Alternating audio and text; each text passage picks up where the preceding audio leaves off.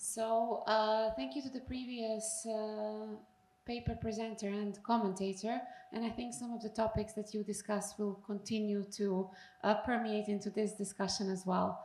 I'd like us all to introduce and welcome Dr. Karim Sadek, who is an assistant professor of philosophy at the Doha Institute for Graduate Studies.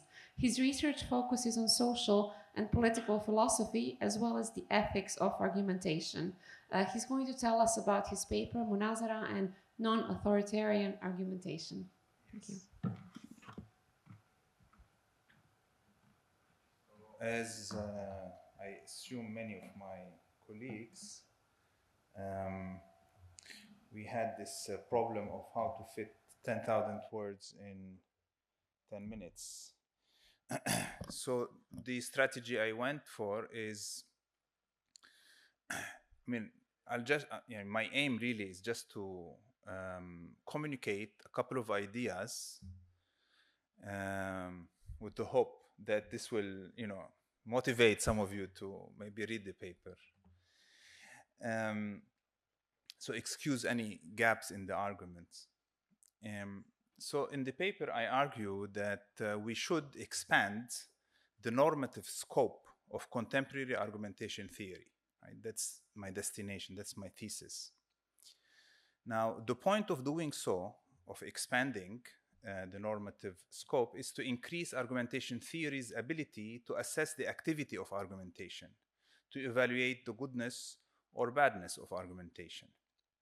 Now, if I'm making such a claim, if I'm arguing for such expansion, then it must be that there is some aspects or elements or components that belong to argumentation that we need to evaluate, but we are not evaluating, or we are not capable of evaluating. And indeed, my claim is that contemporary argumentation theory's normative tools cannot adequately assess or evaluate what in the paper I'm calling the behavioral dynamics between arguers. That is, the unfolding of each arguer's move or choices vis-a-vis the choices of the other. I think this is a neglected aspect of contemporary argumentation normative tools. Now, before I proceed, why is it important to capture that behavioral dynamic?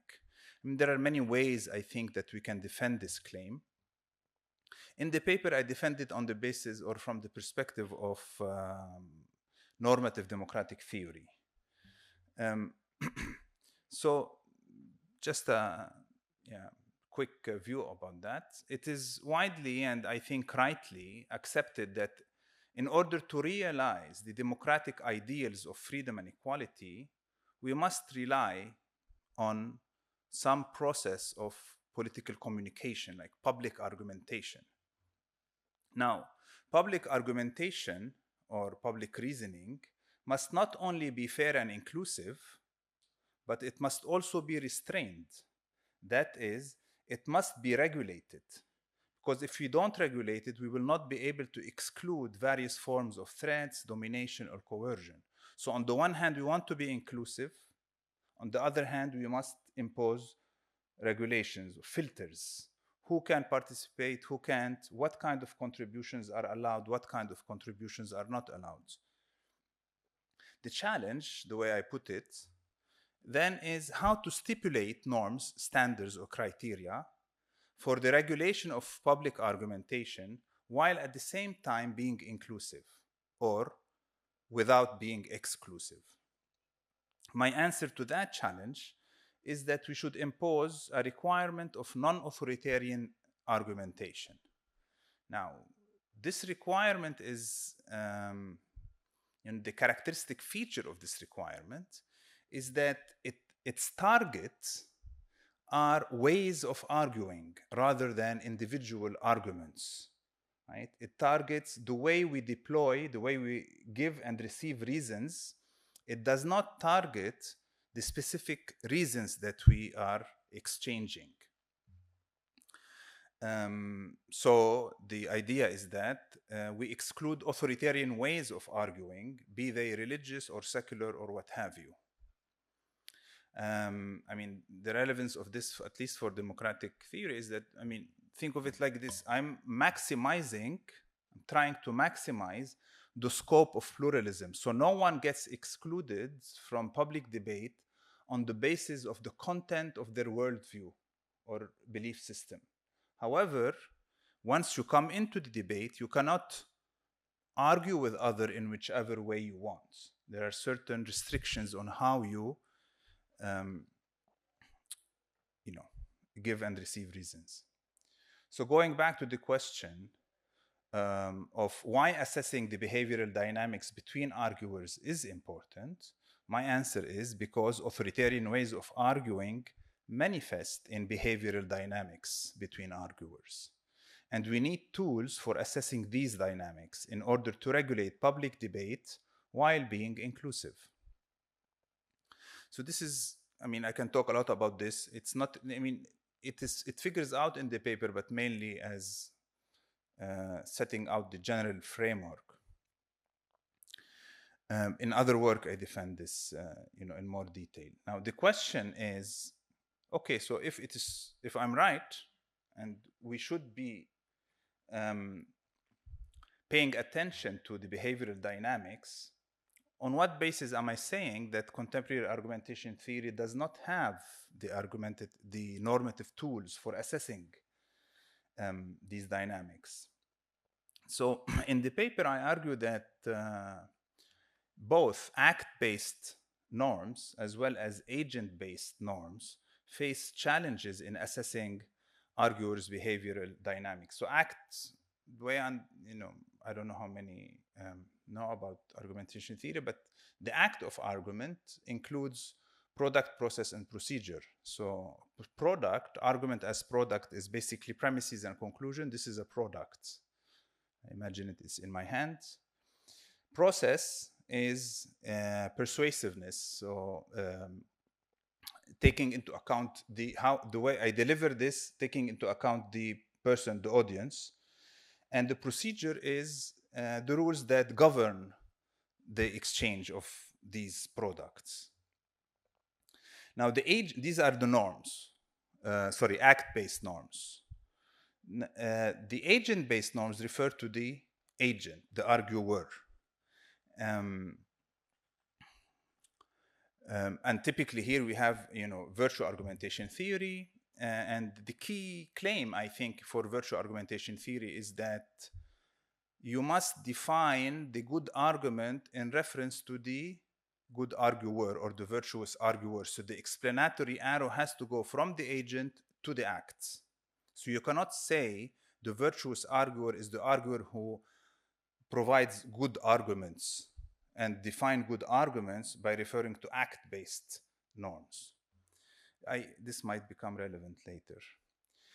Anyway, so in argumentation theory, let's put it this way, there is some kind of a dichotomy, act-based, agent-based, and I think neither of them can do justice to the assessment of the behavioral dynamics.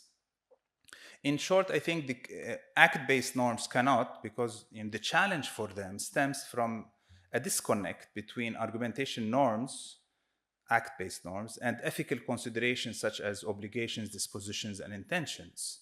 These belong to the agent, and they are very important when it comes to the behavioral dynamics. Now, when it comes to the agent-based norms, they are very good at paying attention to obligation, dispositions, and intentions, because the agent is at the very center. The problem there is that there are difficulties to operationalize these virtues in terms of act-based norms without losing the explanatory priority of the agent. Now, to the extent I'm right about these challenges, we can say that neither act nor agent-based norms are capable of adequately capturing the requirement of non-authoritarian reasoning, which is about the ways of reasoning or arguing. It is at this point in the paper that I turn to the tradition of Islamic Munāẓara and develop tools that captures I believe, that capture the behavioral dynamics and hence can assess authoritarian ways of arguing. So in the paper, I extract two such norms from Munāẓara. The first is what I call sequencing-based norms, and the other is derailment-based norms. I also show how these norms transcend the act and the agent dichotomy, agent-based, act-based norms. And I make explicit the specific way they capture the behavioral dynamics between arguers. Now, just a maybe little elaboration here, and then I'll just conclude. Munāẓara's ultimate aim is izharul haq, or the manifestation of truth. And it relies upon a distinctive and strict turn-taking regulatory procedure. So it has a very strong procedural component for the exchange of reasons that serves its aim. Munāẓara is a dialectic engagement between two arguers, a protagonist and an antagonist, to illustrate the contribution that Munāẓara makes to contemporary normative argumentation or normative theories of argumentation. I will focus on the antagonist and on sequencing-based norms, which I think are the most interesting norms compared to the derailment-based norms. I don't know how much time I have. 5. Okay, I like randomly. Okay, so let me say this. Sequencing is basically the way you order your moves. So if you give me an argument, premises, conclusion, the scholars, Munāẓara scholars, distinguish 3 types of moves that are available to me as an antagonist. I can attack your premises, true, false, acceptable, not acceptable. I can attack the inference, the validity. Does the conclusion follow from the premises?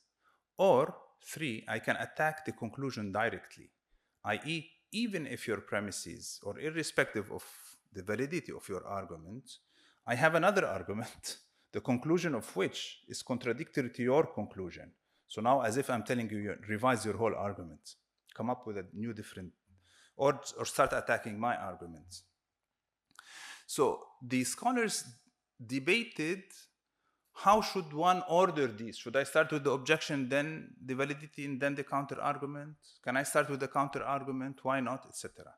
So, and this is really what matters to me. I think thinking about that sequencing is what is really missing in contemporary scholarship.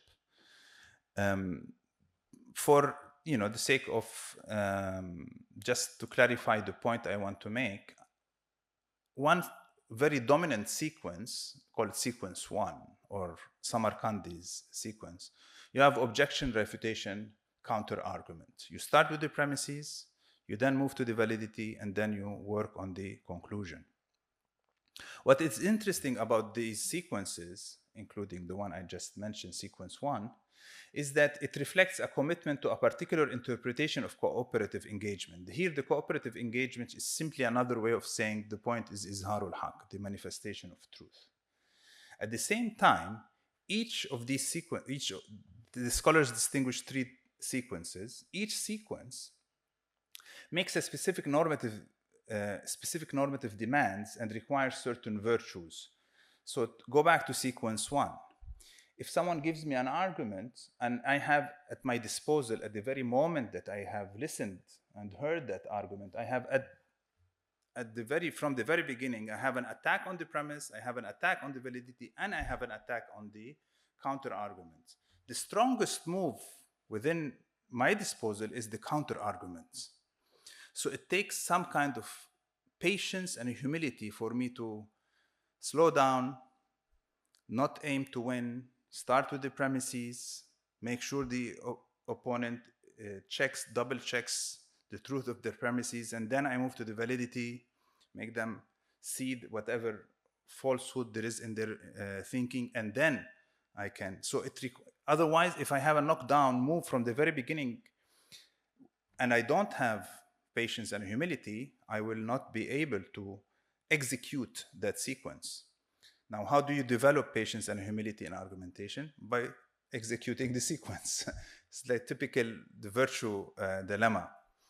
How do you learn the virtues? But I don't think this is a serious problem, for the very simple reason is that it actually happens. So the challenge here is just to explain it. It's not that whether it occurs or doesn't occur. We obviously do learn the virtues. Then, to make a long story short, sequencing-based norms, as well as derailment-based norms in the paper I argue, bring to the fore the interdependence between procedure and agent. Now, procedure belongs to the acts, agent belongs to the agent. So as a norm, sequencing-based norms transcend that distinction, that dichotomy. And I think this is why it is capable, and I try to show why it is capable of capturing this idea of authoritarian ways of arguing. I'll conclude. I sought in this paper to develop argumentative norms capable of assessing authoritarian ways of arguing, which is significant for normative democratic theory because they allow us to normatively regulate public debate while being inclusive. Now, the norms I develop are extracted from the Munāẓara tradition. Sequencing-based norms and derailment-based norms are explicitly about arguers' behavioral dynamics as they unfold during argumentative encounters, and that is what makes them capable of assessing authoritarian ways of arguing. Now, in the paper, I also, maybe I should have focused more on this part, but I also argue that sequencing-based norms and derailment-based norms respectively exhibit an ethic of cooperation and an ethic of reciprocity, call them the ethics of Munāẓara. Such ethics can serve as a frame for the interactive relational dynamics that underpin how reasons and arguments are exchanged, an essential component of the activity of argumentation that is relatively neglected in normative argumentation. Okay, thank you.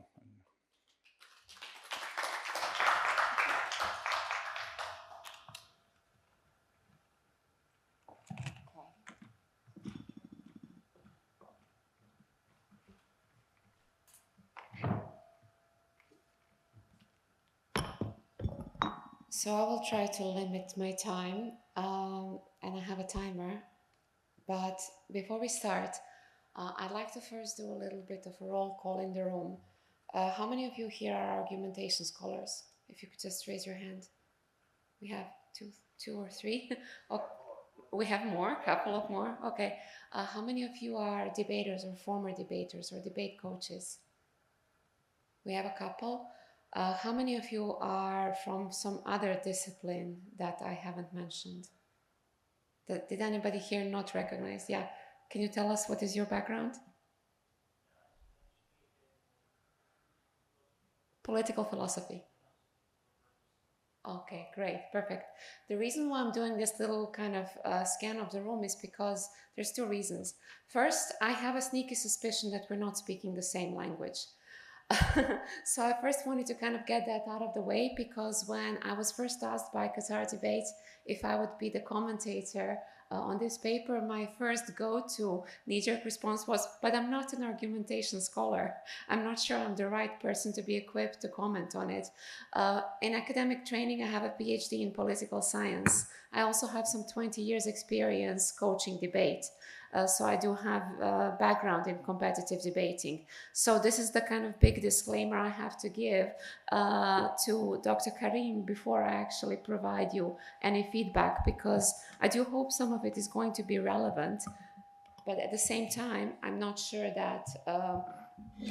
is it better to use a different microphone? Okay, but I'm not sure if it's going to be relevant. So this is kind of a disclaimer that I wanted to say.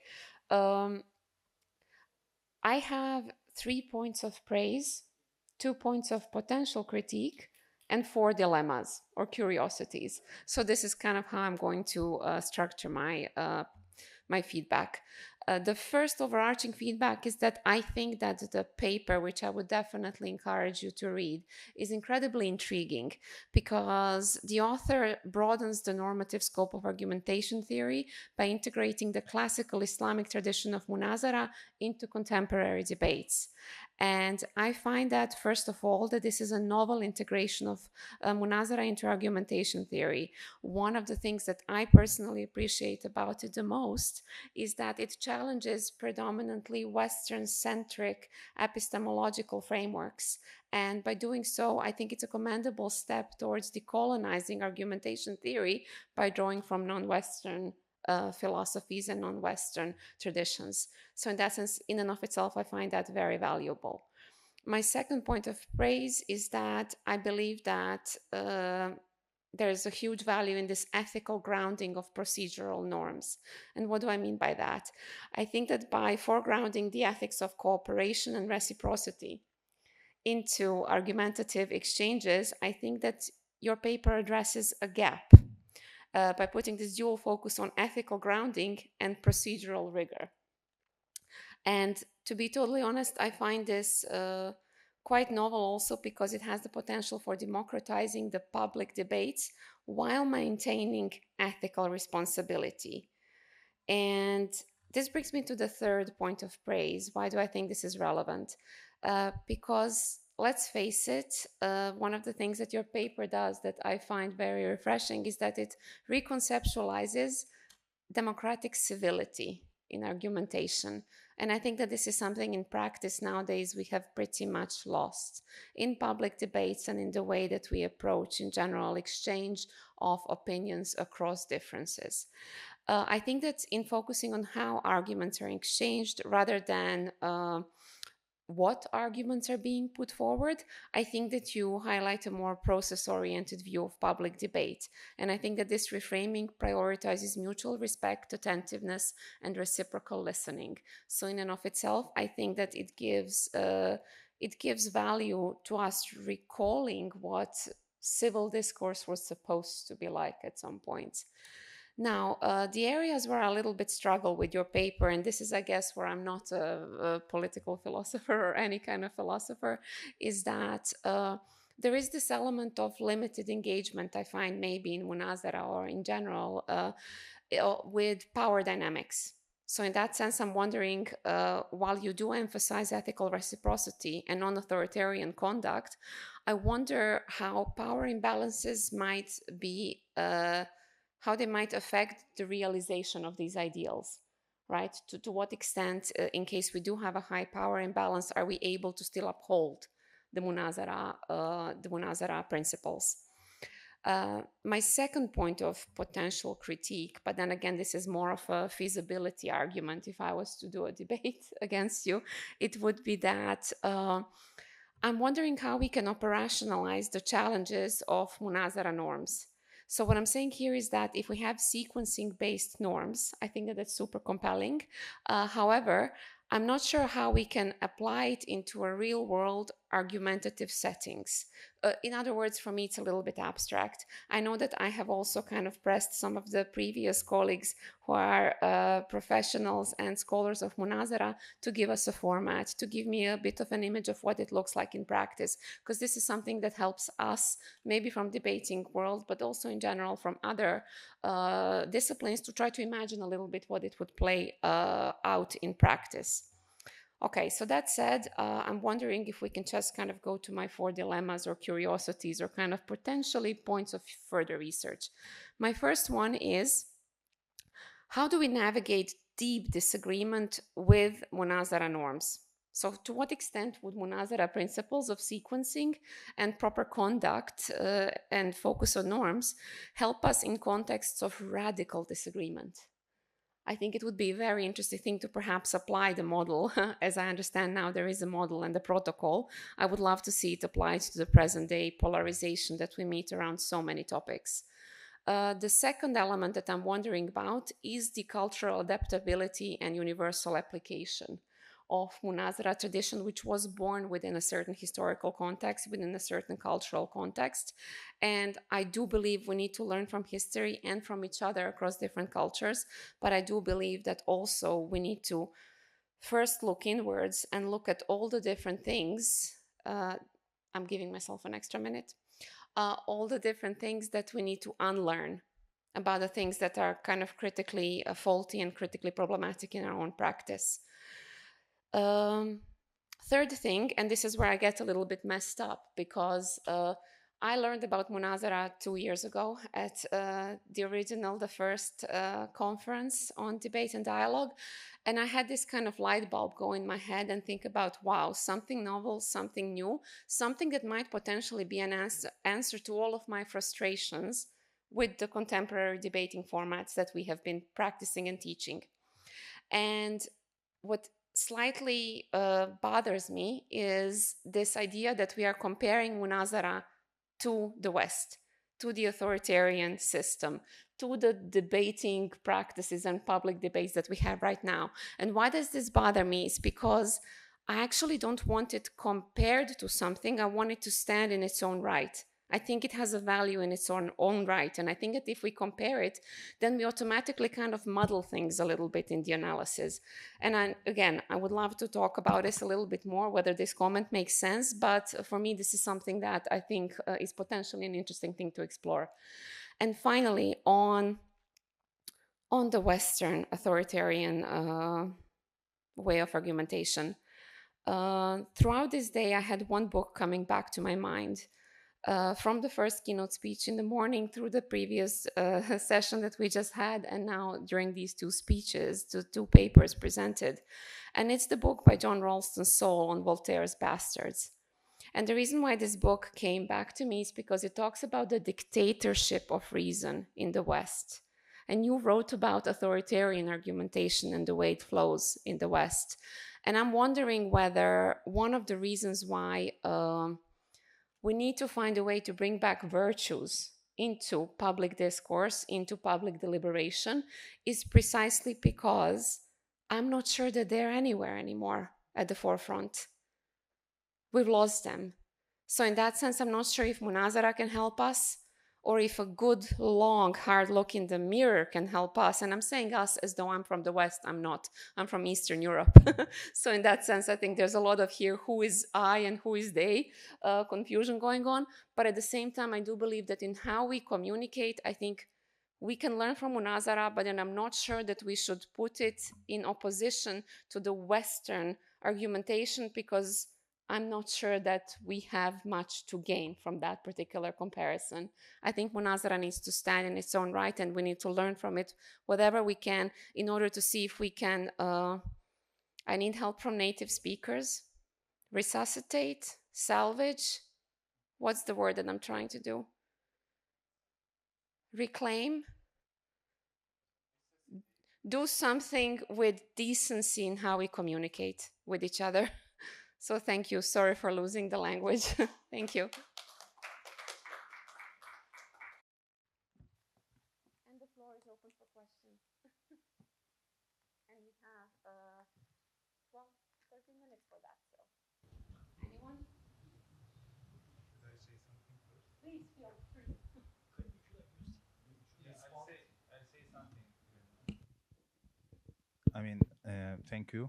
And there are plenty. I will not be able to do justice, especially with regard to the problem areas and the dilemmas. I don't think any conscientious person can today think about how we do social and political life without thinking of power relations. So I'm all for that. And I think the kind of violations that power does falls within the behavioral dynamics. So if you take epistemic injustice, Fricker's kind of work, I think this is it falls there. But I mean, I want to use a term that's much broader than epistemic justice. I think there is something that includes epistemic justice and similar kinds of violations, and more. And I have a lot more to say about the place of power when it comes to how we conceptualize democracy and the relationship between democracy and public reasoning. But I will not now, maybe in the Q&A. I don't know how to apply sequencing. I don't have a specific model in the sense that is outside a well-structured environment. And I'll just wing it. I will say that we have to train in sequencing within set models, just like we train for debates. And my hope is that the more students say in universities train in these kinds of sequencing, the more they will develop the corresponding virtues.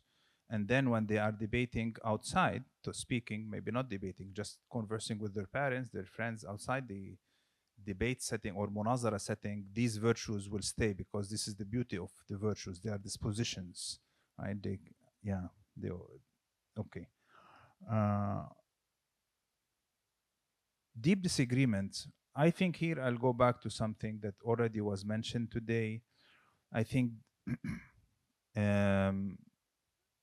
first, it is important to unveil the roots, causes, specific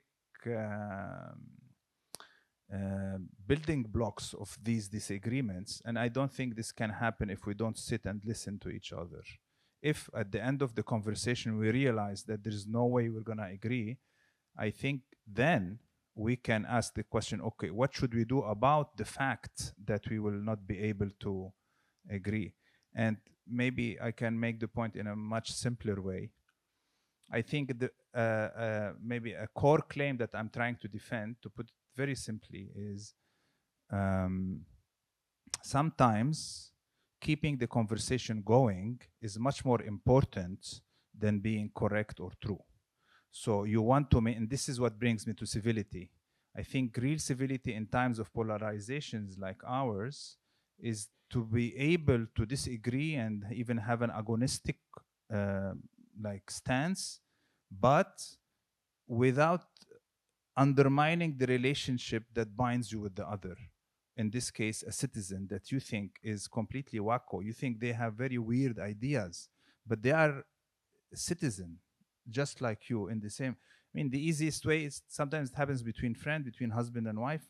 If in these simple one-to-one, the relations that are, very familiar to us, we start taking sides and saying, I'm right, and I'm gonna show you how I'm right, the marriage will end pretty quickly. And I think the same with friendships. And I think we have to learn how to do that in public with citizens that we really, really think that they have very weird, very maybe even poisonous political stances. Dictatorship of reason. I mean, not only in the West. I mean, there is a lot of talk in the Western tradition about that even the force of reason undermines autonomy. It is a dictatorship. But maybe here I'll just say that, let me, okay, I'll just stop. I think, I don't want to open a door that I will not be able to close. Thank you very much for your.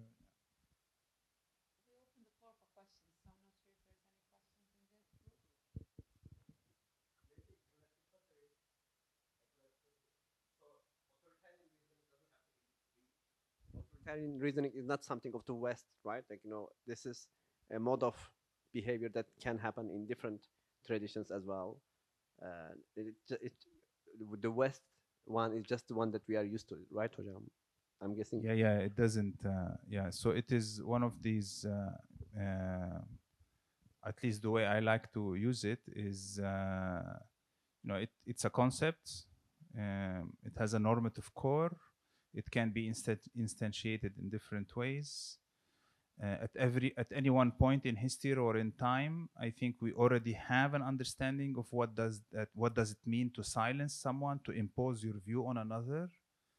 It might change over time within the same relation over history. But it is not something, but I think Nadia's point was that the dictatorship of reason was that the West has put rationality on such a high, pedestal that it seems it silences and crushes everything else. And I completely agree. And one maybe quick, note. I mean, a lot of the Islamic scholars, especially at the beginning of books of logic, they say something along the lines of, I mean, logic is great, blah, blah, blah, but if you have arrogance and you have logic, it's a problem. I mean, you want to, yeah. May I ask? I will ask the obvious question. You said you are interested in the ways of reasoning, not the content of reasons that we should be regulating. But the obvious question may be aligned with the deep disagreement problem. Let's say a group of people, let's say, reasons are inaccessible. And how will you continue the dialogue in that kind of situation? They are inaccessible to you and you want to do the sequences, let's say, but you fail. Yeah, you cannot simply, because you don't accept that comprehensive doctrine's basic ideas. How will you continue the dialogue in that kind of situation? So the accessibility is an issue, and this is, I think, one place where the idea of power relations become very important, because usually it's the dominance that decides, implicitly or explicitly, what is accessible, not acceptable, etc. And what sometimes are called the colonial liberals, like iVision, for example, they say if you really want to have inclusive conversations, then it is crucial not only to allow contestation in public debates, you must allow contestation of the rules of the debate in public debate. So there is a big difference between contestation within rules and contestation of the rules. Now, something that was mentioned this morning in the keynote is that the failure sometimes is it's your ability of listening to listen. So it's not only, if you're not understanding, it doesn't mean they are speaking nonsense. Maybe they are speaking a lot of sense. You are maybe, you have your own veils or dogmas or biases. How does this appear? You need the interactive, you need the dynamic. So this is why it's absolutely crucial for me that the conversation must keep going. Otherwise, none of this can actually be brought to the surface. And this is why the ethics, the manners or civility of the conversation become like a meta norm, but it is a necessary norm before we go into the other kinds of norms.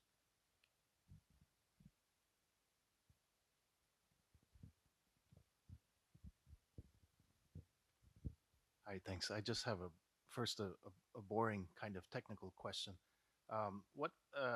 When you're saying sequencing-based norms and derailment-based norms, is it all right? Okay. I'm just curious, what are the Arabic rubrics under which the discussions are happening that you're drawing from to make these classifications? I'm assuming for sequencing-based norms, it's something like tartib al-bahth or something like that. Yes. What is the derailment-based norms? Like mukabara. Mukabara. Yeah. Okay. Like So how is that a or norm? ghasb. Okay, ghasb is in the sense of we have to avoid ghasb. Yes, exactly. You are derailing, you are going outside of the rails, so to speak. Okay. But, yeah. So okay, thank you for that. The other thing I would just say that when it comes to the idea of letting Munāẓara stand on its own, as opposed to just something that we would compare with the West, I think you hit the nail on the head.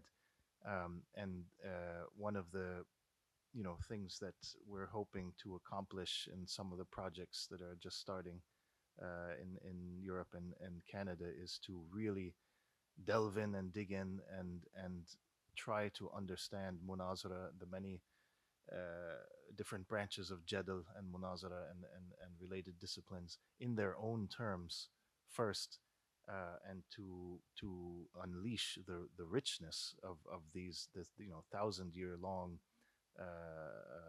technical discipline, to show what it has before we begin, saying, the classical Orientalist enterprise of showing what Islamic civilization lacked in comparison to the modern West. We're going to avoid that entirely to the extent that we possibly can. And in fact, have already begun to show how the richness of this tradition can contribute to modern problems in modern critical argumentation theory. So I think you nailed it. Can I problematize it? I agree, right? I agree. But I also think, like in many other debates, not only about Munāẓara or argumentation, if there is an already available, let's say, hegemonic, widely accepted, implicitly taken for granted way of doing things, assumptions, set of beliefs, I think it is not a promising strategy to proceed by saying there is something completely different from this and you just go develop it in isolation. I think it's very important to put it in conversation, critical, harsh, confrontational conversation. Now, I take the point, and there where is most of the agreement is that whoever is working in this case on Munāẓara, they have to be very careful that the way they are interpreting, understanding the work of the scholars, or framing, maybe even systematizing, it should not. They have to. The person who's doing this has to be careful that they're not imposing upon it. Yes, but then again, yeah. Yes, but then again, I mean, this is I think it's not an easy thing because we are already modern people. We already have the virus.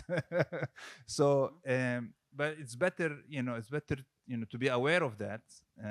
And again, I think we will make mistakes, someone else will correct. This is why we have to keep But just to echo on that, I think it's the only thing that's important is to have a hyper awareness of the lenses through which we are digesting things. That's all. If you develop a hyper awareness, a hypercritical awareness, then I hope you can neutralize some of the things that we just heard about.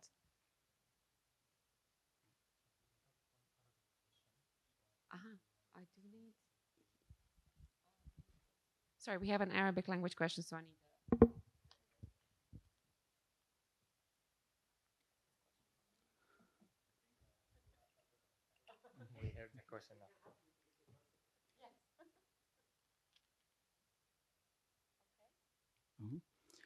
السلام عليكم. ممكن ملاحظة خفيفة، وهو أنه لاحظت في ديبيت عموما في المناظرة أنه يقع عندنا، وقد أشارت إليه الأستاذة الفاضلة مشكورة جدا، يقع عندنا خلط كبير بين المناظرة بالمفهوم الأصلي في فن المناظرة في الثقافة الإسلامية قديما، وفن الجدل وفن الخطابة وفن علم الخلاف، ومع فن المناظرة بمفهومه الغربي. فعندما يدخل إنسان مسلم في ثقافة إسلامية يدخل إلى فن المناظرة بالمفهوم الغربي وهو الذي نمارسه نحن في هذا المكان، يقع عنده خلط كبير في المفاهيم، مع ملاحظة أن حتى المدربون عندهم هذا الخلط. فنحتاج إلى إما أن نحيي الديبيت حتى توافق الثقافة الإسلامية، أو على الأقل نعطي مقاربة بين فن المناظرة بمفهومه الإسلامي وفن المناظرة بالمفهوم الغربي الذي كان يستعمل في الفن في العصر الوسيط كما تعرفون يعني. اكيد لازم هذه الفروقات لازم تصير يعني ممكن جاوب بالانجليزي ايه والله مشكور basically that there is a lot of confusion that happens as a result of using the same term مناظرة to refer to traditional Islamic science of مناظرة versus جدل versus خلاف علم الخلاف versus contemporary understandings of debate and I agree definitely that that kind of confusion is there and unfortunately it is there in about munazara and about many other terms that in the Arabic language, even within Arabic, the way a term is used in the 11th century can be mean something by a certain faqih, and today it is so these getting clear on these things is essential. Okay, so I definitely agree about that. Now just a small clarification is in my talk when I'm talking about munazara, I'm talking about the traditional munazara, historical traditional munazara. Now, but my engagement with traditional munazara is not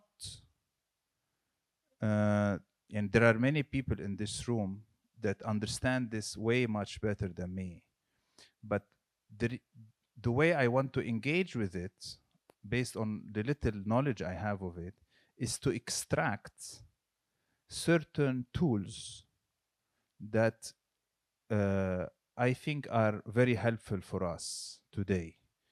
And the tool that I think is most helpful is tertib. Is this the idea, should I do naqd first or mana first? Or and how did the scholar justify why is mana better than naqd? Or okay, so when we analyzed these arguments about the tertib, which should come first and why, we realized that there is in this sequencing, this ordering, there is a lot more than just it's not just a mere preferences, right? There is like a real interesting I think and I just try to take that, and if you think about it today, now come 21st century, when we talk about good argumentation, bad argumentation, no one talks about tertib. So whether I start with the strongest move, with the weakest move, it's the same. Did you win or did you lose? Did you convince? Did you not convince? But does anyone really ask, well, when you raise this objection, did you raise it because you were angry, because you wanted to crush, or because you were really trying to reach the truth? I mean, this whole idea of izharul haq is something that in contemporary munazara debate is even if you might find it in the books of debate and maybe the importance of ethics and the kind of teaches you about critical reasoning, etc. From the debates I have seen, in reality, in practice, I don't think the debater really care. They want to win, and they have certain steps they want to follow. If they can deliver 20 arguments in 10 minutes and this will overwhelm the other person, this is a good thing. Did you understand any of them? It's no one did understand anything. You just tuck, tuck, tuck, tuck. I mean, yeah, I don't know. I spoke too much. It's okay. I would like to close this session by thanking everybody for the questions and this for the reflection you had on the debates currently, how we have them. I sometimes wonder if the scholars of debate sometimes have very, very high expectations of what the actual practical debate, the way that we do it in formalized academic settings is, because I think more often than not, it turns out to be just a game. But I'm happy that we're asking the questions of why we're doing the game, how we're doing it, what is its value, because if there's one thing that I'm drawing from this all is just because we can does not necessarily mean we should. So I think we should like really at some point be really critically reflective about what we're doing, how and why. Thank you so much, Professor.